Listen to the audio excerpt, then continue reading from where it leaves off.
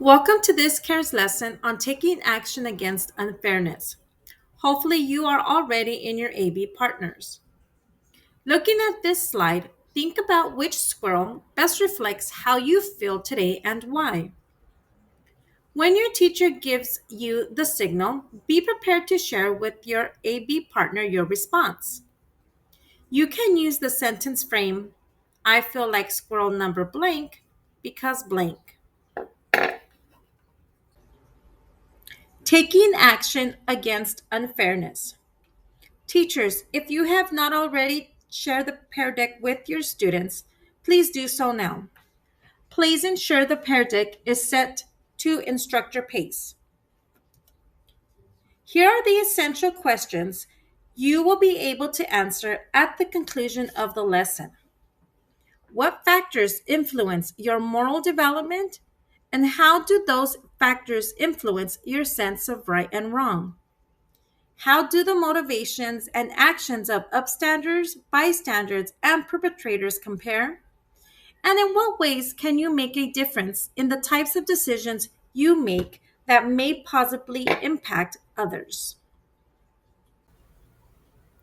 Teachers, please ensure that the students remain in their AB partners and that you have distributed the handout titled The Range of Human Behavior Vocabulary Terms. Students, with your partner, you will complete the predicted meaning column of this handout using your prior knowledge and the context clues in the sentences. Please make sure that you read the directions and complete the task.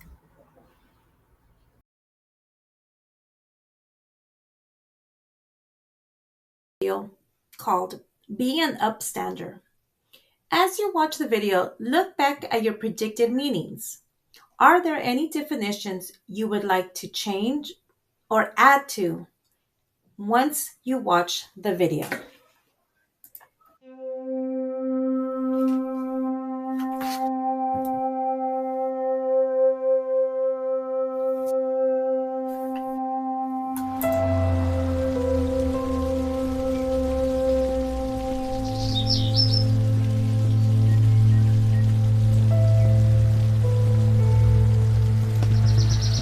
The world is a dangerous place to live in.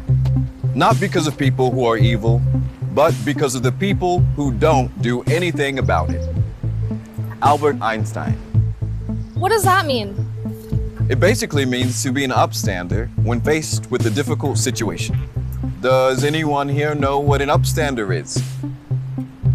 Is it the opposite of being a bystander? Exactly. Upstanders are those who recognize a wrong and take action to make it right. How about we take a closer look? An upstander acts when he or she hears an injustice. Hey, by the way, your hair looks good today. Thank you. Yeah, of course. Hey, did you see Terry stumbling through the hallway earlier? What a retard. The first step is to ask, did they know what that word means? Did they intend to be hurtful? Hey, did you realize that word makes fun of people with disabilities? What? Choose. Being an upstander is a choice, just like being a bystander is a choice. But doing or saying nothing implies that you agree. No, I didn't. I'm sorry. I didn't know. How about we ask Terry if he wants to have lunch with us today? I heard the move to our school has been pretty rough on him. Yeah, I think you're right. I'll delete the video too. Teach. By the example of how you live your life. I cannot call myself an upstander if others do not witness me as such. An upstander will act when he or she witnesses injustice. Hey, what are you? Ask, do you know the implications of the abuse you just witnessed?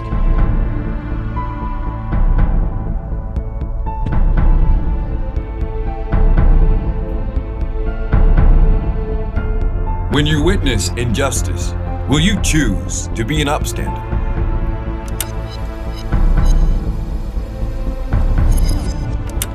What are you?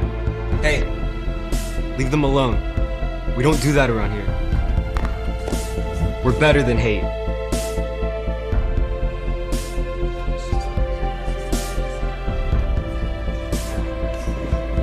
Teach by the example of how you live your life.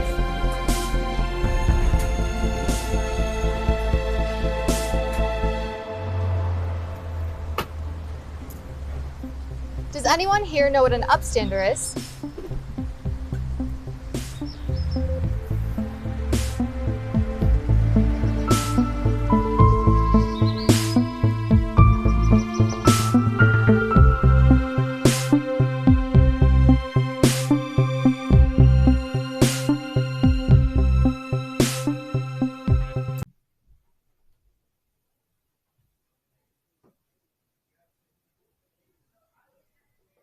We will now review the definitions of these words.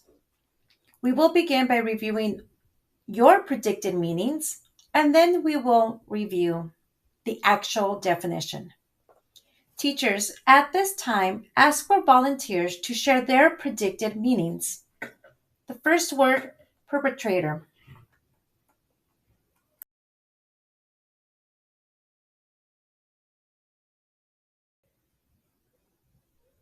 Teachers now ask for a volunteer to read out the actual meaning.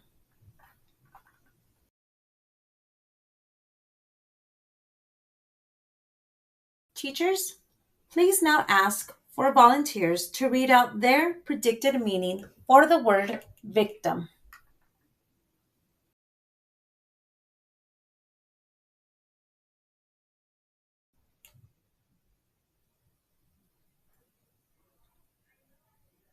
Now call on a volunteer to read the actual meaning of the word victim.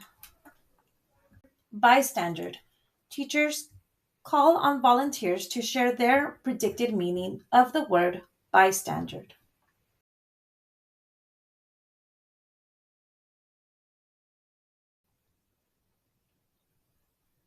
Teachers, please call on a volunteer to read the actual meaning of the word bystander.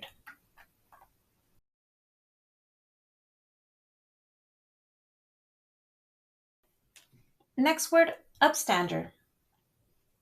Teachers, choose a volunteer to read their predicted meaning of the word upstander.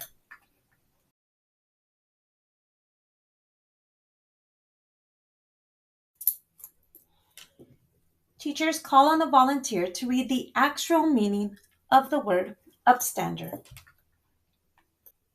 Victims can be targets because these are roles and not parts of our identities. We say he is a target of racism rather than he is a racism victim. Individuals and groups do not fit solely into one category. Instead, they slip into and out of these roles throughout their lives, and because of extenuating circumstances, they can even take on more than one role at the same time. Go back and review the actual meaning compared to your predicted meaning. Are there words that you need to add or change so that you have a better understanding of each of the definitions that were just shared?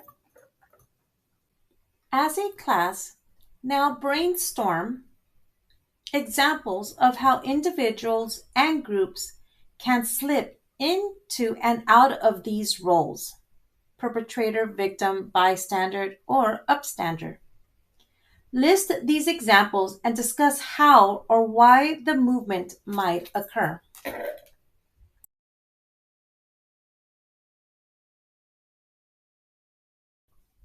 Now let's critique the dictionary definitions of these words: perpetrator, victim, bystander, and upstander. Do you have any questions about these definitions? How are the dictionary definitions similar or different from your own definitions? Are the dictionary definitions adequate, or do they need further clarification? Discuss as a class or within a group.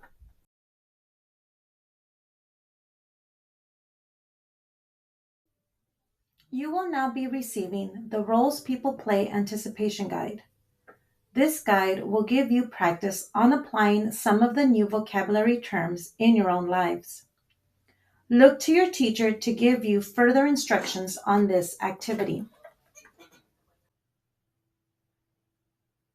As we conclude our final CARES lesson, watch this video and reflect on what you can do to stand up against injustice or unfairness.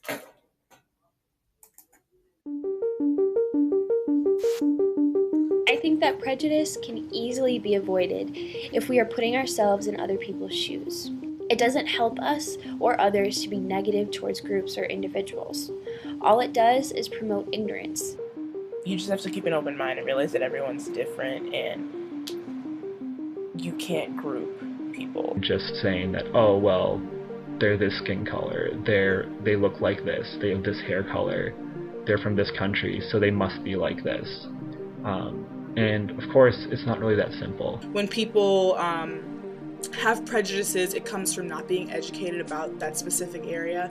And instead of getting aggravated by their comments, I try to remain calm and just educate them more about the situation instead of turning it into a negative experience for both of ourselves and turning it into a positive experience for them as well as me by just sharing information that I have that they may not have. It is important to point out that people, no matter what their minority, ethnicity, or social group, are humans, and they have similar feelings to your own. I would want people with disabilities to just put themselves out there, and that we can prove people wrong and show that, you know, you can do everything that you want to do and be just like normal people. There is nothing good at all about disenfranchising people based on false beliefs, based on lies, based on misconceptions about the person. In order for me to combat prejudice, I feel that I must be educated myself, and then I aim to educate others. But personally, what I did and still do anytime I hear any type of prejudice is speak up for myself, or whether it's about myself or someone else. And I think this is exactly what other people should do. I think the way that we can combat this problem is for people to just change their mindset about people with disabilities, not looking at them as people with disadvantages, but people with differences, but also looking past that difference. I think that, you know, you have to always make sure that you're using first-person language, such as saying like the person with a disability or the person that is of a different race, or just always making sure you're using a person's name and not putting their circumstance before them as a human being.